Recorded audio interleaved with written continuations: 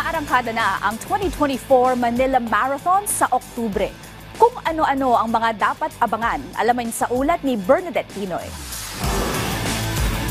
Opisyal nang magbubukas ang inaabangang 2024 Manila Marathon kung saan libo-libong atletang inaasahan tatakbo sa iba't ibang lungsod sa Metro Manila.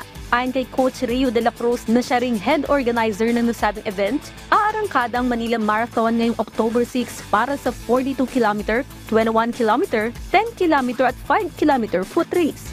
Now is the right time to do the full marathon kasi gusto po natin na gawin itong parang flagship marathon. When you say Philippines, Manila Marathon sana yung unang papasok sa mga runners natin. Ito yung gusto sana naming i-highlight na in terms of quality, in terms of preparation, in terms of operations, pwede natin siyang masabi na proud tayo na pwede nating makompare sa international marathon dito sa Southeast Asia. Dagdag pa ni Rio, nakatuwang nilang Department of Tourism sa programa na may layong ipakita ang ganda ng Metro Manila, hindi lang sa mga dayuhan, kundi maging sa mga kapwa Pilipino. Si Department of Tourism po ay tumutulong sa atin para sa indoors ng ating mga permits and route natin sa mga LGUs or sa mga city na dadaanan natin. Sa ngayon ay nasa 4,000 runners na ang nakapagparehistro at inaasahang aabot naman sa 10,000 ang kabuang bilang ng lalahok sa torneo.